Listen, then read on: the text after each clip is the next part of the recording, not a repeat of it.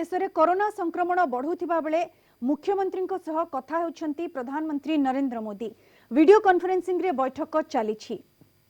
अभी देश ऐसे हैं, प्रधानमंत्री सह गृहमंत्री अमित शाह मध्य उपस्थित अछंती। कोरोना की कई वेव्स का सामना करना पड़ा है। हमारे देश में भी कुछ राज्यों में केसेस कम होने के बाद अचानक से वृद्धि होने लगी है। आप सभी इन पर ध्यान दे रहे हैं, लेकिन फिर भी कुछ राज्यों का उल्लेख हुआ है, जैसे महाराष्ट्र है, पंजाब है। आप मुख्यमंत्रियों ने भी चिंता व्यक्त की है, सिर्फ मैं कह रहा हूं ऐसा नहीं है। और विशेष चिंता की आप कर भी रहे हैं और करने की जरूरत भी है। हम ये भी देख रहे हैं कि महाराष्ट्र और एमपी में टेस्ट पॉजिटिविटी रेट बहुत ज्यादा है और केसों की संख्या भी बढ़ रही है, बहुत आ रहे हैं। इस बारे में कई ऐसे इलाकों, ऐसे जिलों में भी ये वृद्धि देखने को मिल रही है जो अभी तक खुद को बचाए हुए थे, सेफ जोन थे एक प्रकार से। अब वहां पर हमें कुछ चीजें नजर आ रही हैं। देश के 70 जिलों में तो पिछले कुछ हफ्तों में यह वृद्धि 150% से भी ज्यादा है, 150% से ज्यादा। अगर हम इस बढ़ती हुई महामारी को यही नहीं रोकेंगे तो देशव्यापी आउटब्रेक की स्थिति बन सकती है। हमें कोरोना की उस उभरती हुई सेकंड पीक को तुरंत रोकना ही होगा और इसके लिए हमें क्विक और डिसाइसिव कदम उठाने होंगे। कई जगह देखने को मिल रहा है कि मास्क को लेकर अब स्थानीय प्रशासन द्वारा भी उतनी गंभीरता नहीं दिखाई जा रही। मेरा आग्रह है कि स्थानीय स्तर पर गवर्नेंस को लेकर जो भी दिक्कत है, उनकी पड़ताल, उनकी समीक्षा की जानी और उन दिक्कतों को सुलझाया जाना, ये मैं समझता हूं वर्तमान में बहुत आवश्यक है। ये मंथन का विषय है कि आखिर कुछ क्षेत्रों में ही टेस्टिंग कम क्यों हो रही है, क्यों ऐसे ही क्षेत्रों में टीकाकरण भी कम हो रहा है। मैं समझता हूं कि ये गुड गवर्नेंस की परीक्षा का भी समय है।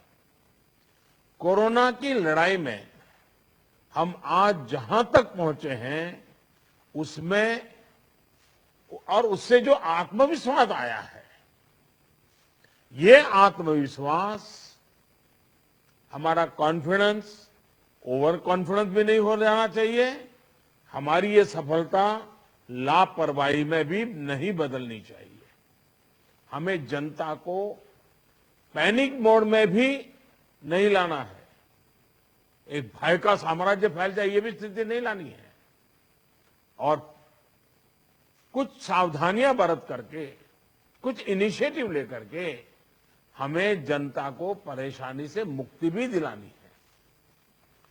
अपने प्रयासों में हमें अपने पुराने अनुभवों को शामिल करके रणनीति बनानी होगी। हर राज्य के अपने अपने प्रयोग हैं, अच्छे प्रयोग हैं, अच्छे इनिशिएटिव हैं। कई राज्य दूसरे राज्यों से नए नए प्रयोग सीख भी रहे हैं। लेकिन अब एक साल में हमारी गवर्नमेंट मशीनरी को नीचे तक ऐसी स्थितियों में कैसे काम करना, करीब करीब ट्रेनिंग हो चुकी है। अब हमें प्रोएक्टिव होना जरूरी है। हमें जहां जरूरी हो, और ये मैं आग्रहपूर्वक कहता हूं, माइक्रो कंटेनमेंट जोन बनाने का विकल्प भी किसी भी हालत में ढिलास नहीं लानी चाहिए। इस पर बड़े आग्रह से काम करना चाहिए। जिलों में काम कर रही पैंडेमिक जो रिस्पांस टीम्स को कंटेनमेंट और सर्वेलेंस एसओपीस, इसकी रीओरिएंटेशन की आवश्यकता हो, वो भी किया जाना चाहिए। फिर से एक बार 4 घंटे 6 घंटे के लिए बैठ करके चर्चा हो, हर लेवल पे चर्चा हो, सेंसिटाइज भी करेंगे, पुरानी चीजें याद भी करा देंगे और गति भी ला सकते हैं। और इसके साथ ही टेस्ट, ट्रैक और ट्रीट, इसको लेकर भी हमें उतनी ही गंभीरता की जरूरत है जैसे कि हम पिछले 1 साल से करते आ रहे हैं।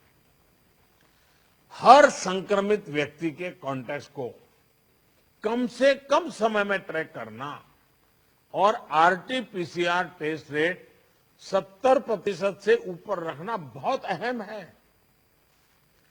हम ये भी देख रहे हैं कि कई राज्यों में रैपिड एंटीजन टेस्टिंग पर ही ज्यादा बल दिया जा रहा है और उसी भरोसे गाड़ी चल रही है। जैसे केरल है, उड़ीसा है, छत्तीसगढ़ है, यूपी है। मुझे लगता है कि इसमें बहुत तेजी से बदल की जरूरत है। इन सभी राज्यों में, मैं तो चाहता हूं देश के सभी राज्यों में हमें आरटी-पीसीटी टेस्ट और बढ़ाने पर जोर देना होगा। एक बात जो बहुत ध्यान देने वाली है वो ये कि इस बार हमारे टियर 2 और टियर 3 शहर जो शुरू में प्रभावित नहीं हुए थे, उनके आसपास के क्षेत्र प्रभावित ज्यादा हो रहे हैं। देखिए, इस लड़ाई में हम सफलतापूर्वक बच पाए हैं, उसका एक कारण था कि हम गांवों को इससे मुक्त रख पाए थे। लेकिन टियर 2, टियर 3 सिटी पहुंचा तो इसको गांव में जाने से देर नहीं लगेगी और गांवों को संभालना हमारी व्यवस्थाएं बहुत कम पड़ जाएगी। और इसलिए हमें छोटे शहरों में टेस्टिंग को बढ़ाना होगा। हमें छोटे शहरों में रेफरल सिस्टम और एम्बुलेंस नेटवर्क के ऊपर विशेष ध्यान देना होगा। प्रेजेंटेशन में ये भी बात हमारे सामने रखी गई कि अभी वायरस का स्प्रेड डिस्प्रेस्ड मैनर में हो रहा है। इसकी बहुत बड़ी वजह यह भी है कि अब पूरा देश ट्रैवल के लिए खुल चुका है। विदेशों से आने वाले लोगों की संख्या भी बढ़ी है। इसलिए आज हर एक केस के ट्रैवल की, उसके कॉन्टैक्ट्स के ट्रैवल की सूचना सभी राज्यों को आपस में भी साझा करना जरूरी है। आपस में जानकारी साझा करने के लिए किसी नए मैकेनिज्म की जरूरत लगती है तो उस पर भी विचार होना चाहिए। इसी तरह विदेश से आने वाले यात्रियों और उनके कॉन्टैक्ट्स के सर्वेलेंस के लिए एसओपी के पालन की जिम्मेदारी भी हमारी अब बढ़ गई है। अभी हमारे सामने कोरोना वायरस के न्यूटन्स को भी पहचाने और उनके प्रभावों का आकलन का भी एक प्रश्न है। आपके राज्यों में आपको वायरस के वेरिएंट का पता चलता रहे, इसके लिए भी जीनोम सैंपल भी टेस्टिंग के लिए भेजा जाना उतना ही अहम है। साथियों, वैक्सीन अभियान को लेकर कई साथियों ने अपनी बात रखी। निश्चित तौर पर इस लड़ाई में वैक्सीन अब 1 साल के बाद हमारे हाथ में एक हथियार आया है। ये प्रभावी हथियार है। देश में वैक्सीनेशन की गति लगातार बढ़ रही है। हम एक दिन में 30 लाख लोगों को वैक्सीन करने के आंकड़े को भी एक बार तो पार कर चुके हैं। लेकिन इसके साथ ही हमें वैक्सीन डोसेज वेस्ट होने की समस्या को बहुत गंभीरता से लेना चाहिए। तेलंगाना और आंध्र प्रदेश में 10% से ज्यादा वैक्सीन वेस्टेज है। यूपी में भी वैक्सीन वेस्टेज करीब करीब वैसा ही है। वैक्सीन क्यों वेस्टेज हो रही है, इसकी भी राज्यों में समीक्षा होनी चाहिए और मैं मानता हूं हर रोज शाम को इसके मॉनिटरिंग की व्यवस्था रहनी चाहिए और हमारी सिस्टम को प्रोएक्टिव लोगों को कांटेक्ट करके एक साथ इतने लोग मौजूद रहें ताकि वैक्सीन वैक्सीन वेस्टेज न जाए, इसकी व्यवस्था होनी चाहिए। क्योंकि एक प्रकार से जितना परसेंटेज वेस्टेज होता है, हम किसी के अधिकार को बर्बाद कर रहे हैं। हम किसी के अधिकार को बर्बाद करने का हमें हक नहीं है।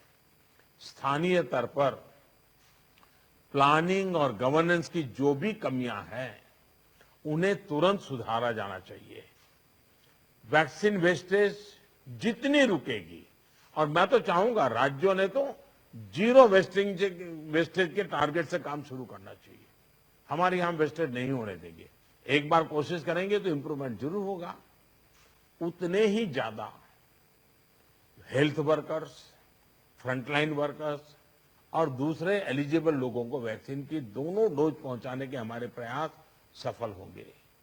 मुझे विश्वास है कि हमारे इन सामूहिक प्रयासों और रणनीतियों का अमल जल्दी ही हमें दिखाई देगा और उसका परिणाम भी नजर आएगा।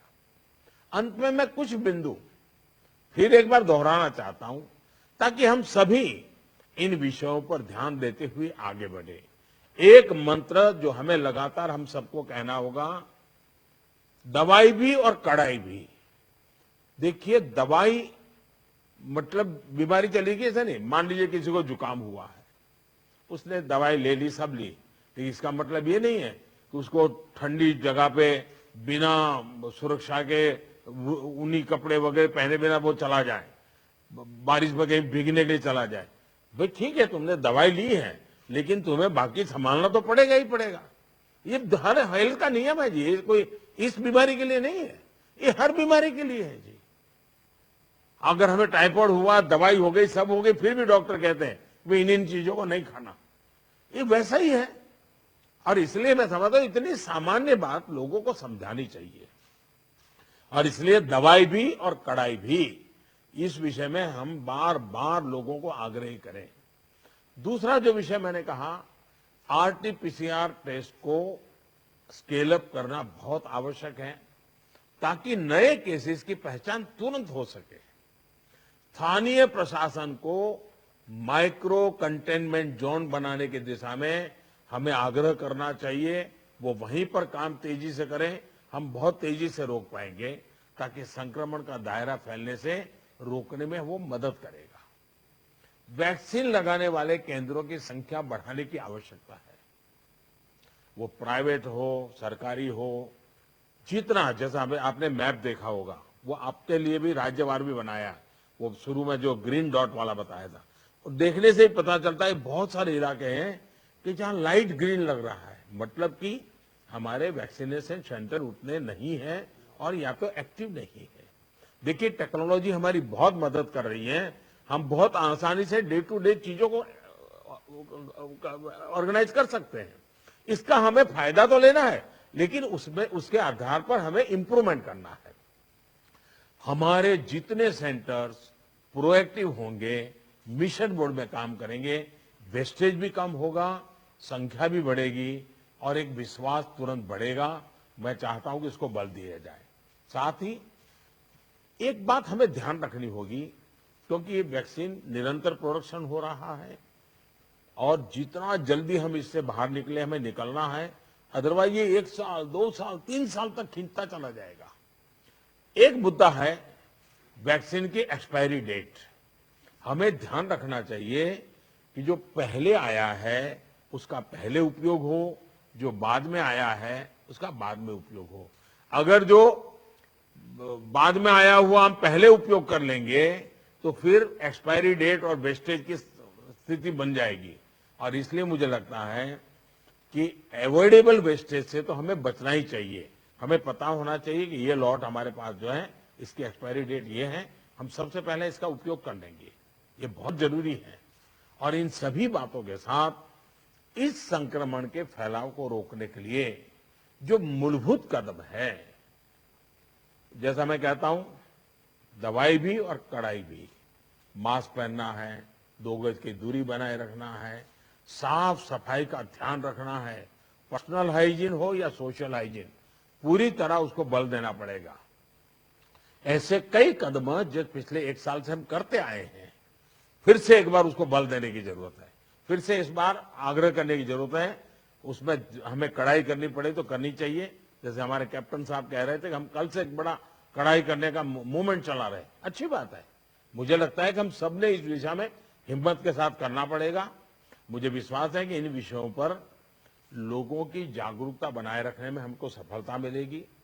मैं फिर एक बार आपके सुझावों का लिए धन्यवाद करता हूं, और भी जो सुझाव है आप जरूर भेजिए। जो हॉस्पिटल के विषय में जो आज चर्चा निकली है, आप 2-4 घंटे में ही सारी जानकारी दे दीजिए, ताकि मैं शाम को 7-8 बजे के आसपास मेरे डिपार्टमेंट के लोगों के साथ रिव्यू करके इसमें से अगर कोई बॉटल नेक है तो उसको दूर करने के लिए कोई आवश्यक निर्णय करने होंगे तो हेल्थ मिनिस्ट्री तुरंत कर लेगी और मैं भी उस पर ध्यान दूंगा। लेकिन मैं कहता हूं कि हम अब तक जो लड़ाई जीतते आए हैं, हम सबका सहयोग है, एक एक हमारा कोरोना वॉरियर का सहयोग है, उसके कारण हुआ है। जनता जनार्दन ने भी बहुत कोऑपरेट किया है जी। हमें जनता से जूझना नहीं पड़ा है। हम जो भी बात लेते गए, जनता ने विश्वास किया है, जनता ने साथ दिया है और भारत विजयी हो रहा है 130 करोड़ देशवासियों की जागरूकता के कारण, 130 करोड़ देशवासियों के सहयोग के कारण, 130 करोड़ देशवासियों के कोऑपरेशन के कारण। हमें जितना जनता जनार्दन को इस विषय पर फिर से जोड़ पाए, फिर से विषय को बताएंगे, मुझे पक्का विश्वास है कि जो अभी बदलाव नजर आ रहा है, हम उस बदलाव को फिर से एक बार रोक पाएंगे, फिर से हम नीचे की तरफ ले जाएंगे, ऐसा मेरा पक्का विश्वास है। आप सबने बहुत मेहनत की है, आपके पास इसके एक्सपर्टाइज टीम बन चुकी है। थोड़ा आप डेली एक बार 2 बार पूछना शुरू कर दीजिए, सप्ताह में 1-2 बार मीटिंग लेना शुरू कर दीजिए, चीजें अपने आप गति पकड़ जाएगी। मैं फिर एक बार बहुत शॉर्ट नोटिस में आप सबको आज की मीटिंग मैंने ऑर्गेनाइज की, लेकिन फिर भी आपने समय निकाला और बहुत विस्तार से अपनी सारी जानकारियां दी। मैं आपका बहुत बहुत आभार व्यक्त करता हूं। धन्यवाद जी।